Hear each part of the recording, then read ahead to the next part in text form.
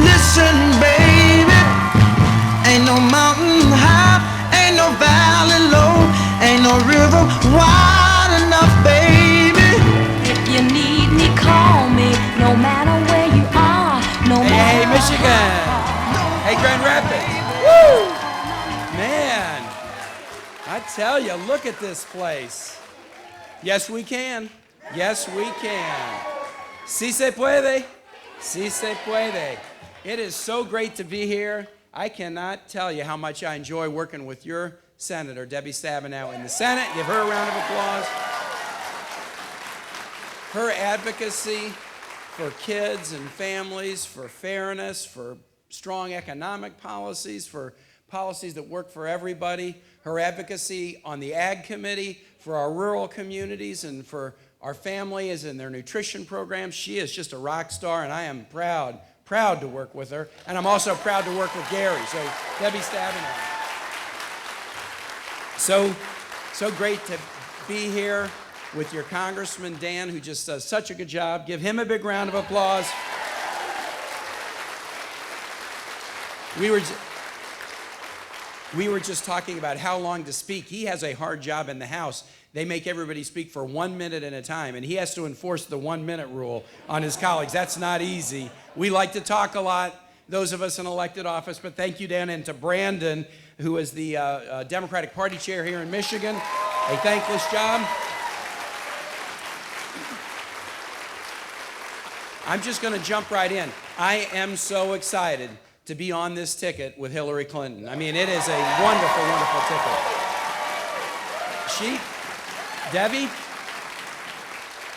she called me at 7:32 p.m. 2 weeks ago today. Not that I'm counting or anything, not that it was a big, unusual moment in my life, and asked if I would join the ticket, and I said yes with enthusiasm because, as President Obama said in that great speech he gave last week, he said that Hillary Clinton is the most qualified person to be on a national ticket for president in a very long time and maybe forever.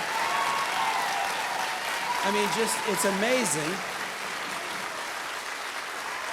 And so that was the reason I said yes, but I'm going to tell you the reason I said yes with 10 exclamation points after it. I stood on stage with her, balloons falling, with my wife, my family, the Clinton family. My 81-year-old mother was standing with me, and she came up to me and said, "This is the best night in my life." Now, some of that, a little bit of that was because of me, I think. I mean, a little bit of it. But I really think the reason Mom was saying that to me was because she was saying, we just made history with our party nominating for the first time in the history of this country that for 240 years has said that we're guided by the equality principle. It took 140 years to even let women have the right to vote after we said we were going to be a nation based on the equality principle. And now here we are. We've nominated a woman for president. The Democratic Party has done it. And that's why my mom felt so fantastic that night. And when she said that to me, this is what I thought of. And Dan, I bet you have thought about this too, and about all of us in elected office. We need to think about this. I've been in elected office and public service for 22 years, from the time I was a city council member, then mayor, then in state politics, and now. How many strong women have helped me at every step along the way, from my mother to my wife, to campaign managers and donors and volunteers and staffers and voters? I mean, how many strong women have stood up behind strong men in politics? And so for me, this is a race that gives me the chance to stand up as one among tens of thousands or millions of strong men who can stand up and say, hey, we've been helped along the way by strong women. We strong men, we can stand up and support a strong woman to be president of this country. Guys, are we up to that? Are we up to that? Absolutely.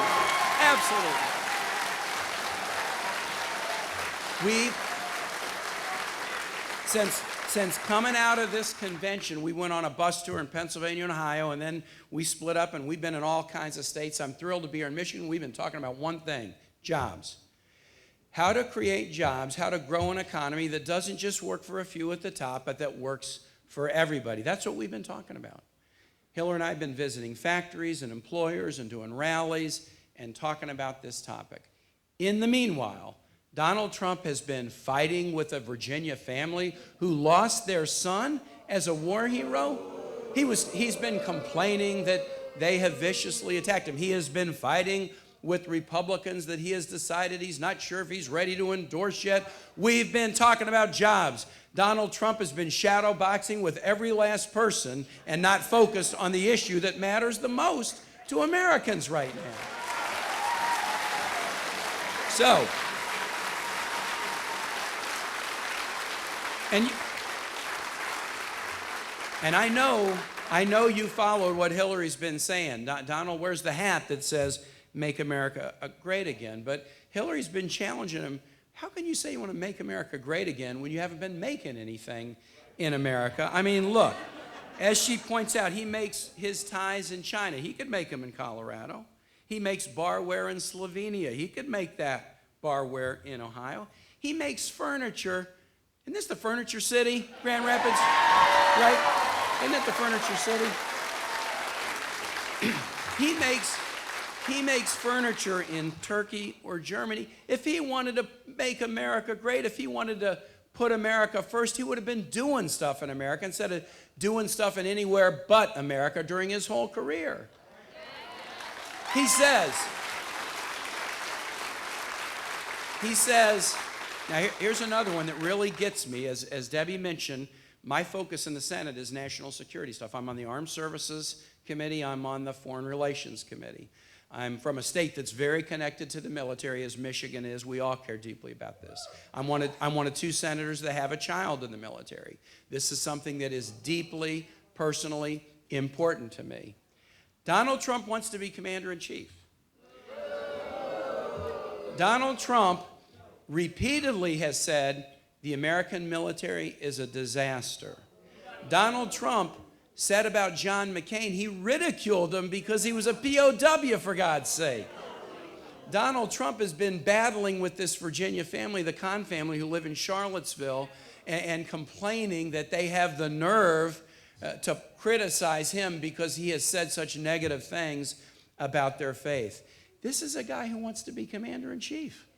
He has said, I'm going to be great for the vets. But during his entire life, Donald Trump has bragged about how he always figures out every dodge and trick to avoid paying any taxes. So who pays taxes to support the VA and support vets? I guess it's just for schlubs like us. But a guy like Donald Trump, he's above that. He doesn't have to pay. He doesn't have to support the vets, but now he wants to be president. He's going to say he's great for the vets. This is the kind of guy we're up against. Here is the choice in this election. I'm going to be real fast. 3 questions. Debbie and I are doing another event, so I'm not going to be a normal senator and filibuster here all night long, okay? 3 questions on the economy. Do you want a you're hired president or a you're fired president? Of course, we want a you're hired president. And Hillary has a fantastic 5-point plan: manufacturing, research and infrastructure, strong education, shared prosperity like profit sharing and giving an exit tax to companies if they take public benefits and try to ship jobs overseas, minimum wage and equal pay for equal work, right? She's a you're hired president. Donald Trump is a you're fired president. And don't believe me, Donald Trump and Hillary Clinton have laid plans on the table. Now, Hillary's got details. You can check it out at hillaryclinton.com. Trump tends to just say, believe me, and doesn't give you the details. But Moody's, which is probably like the best economic firm, independent firm in the country, just analyzed the Trump plan and the Clinton plan. The Clinton plan, by the end of her first term, if it's implemented, would have created 10.5 million new jobs. She's a you're hired president. That's what Moody's says about her. And I should point out, the head of Moody's, who does this work, was John McCain's economic analyst in 2008. This is not like coming out of the Democratic Party HQ or the Hillary Clinton HQ. This is an independent group. Here's what they say about Trump. If you do the Trump plan, by the end of his first term, we lose 3.5 million jobs and are in a, quote, lengthy recession. He's a "you're fired" president. We know Donald Trump because of the TV show by the words "you're fired." And when this campaign is over and everybody's forgotten the race, except that he lost, the two words that we will remember about Donald Trump is "you're fired." Absolutely. Absolutely. Okay. Second question. Second question. Over on the national security side, do you want a trash talker or a bridge builder? I mean, Hillary Clinton's a bridge builder. She has been an Armed Services Committee member. She has been the chief diplomat in this country. She understands if we're going to be strong in the world, it's not just about military strength. It's got to be about diplomacy. It's got to be about our moral example. It's got to be about the Peace Corps and USAID, and she balances that together.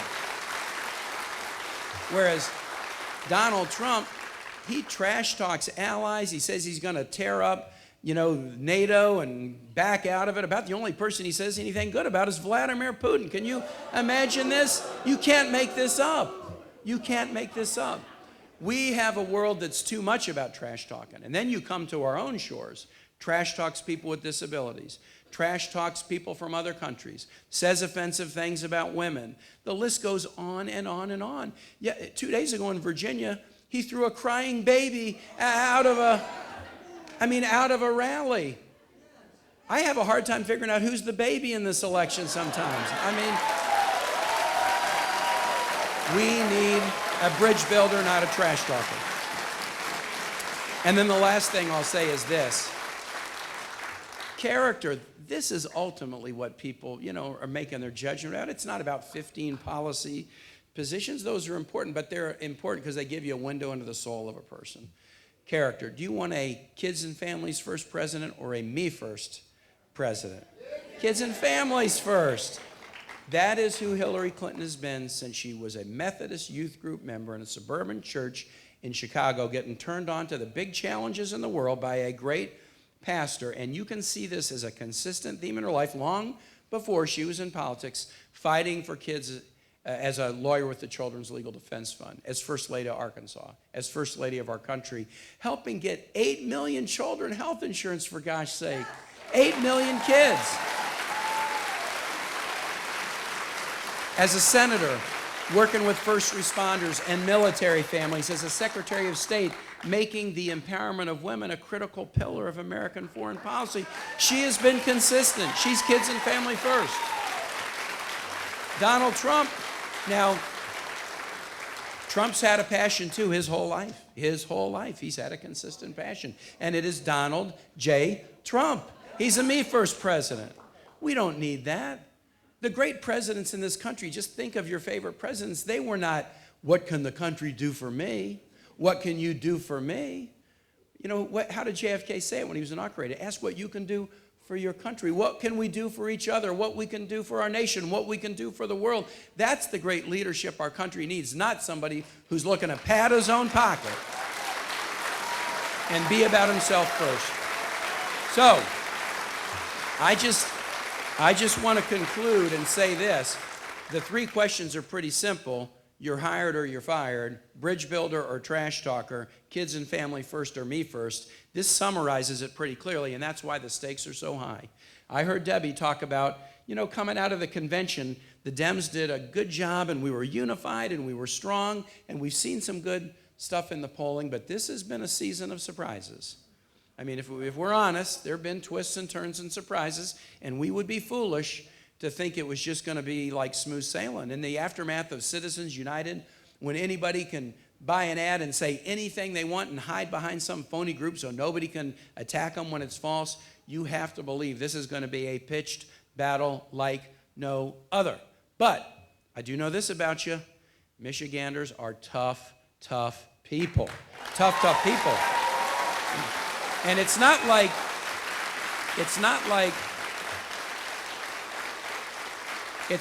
you have to, recreate the wheel or figure out how to win. You know how to win. You've been winning races. There's in presidential races, even 4 years ago, the other side often thinks we can come in.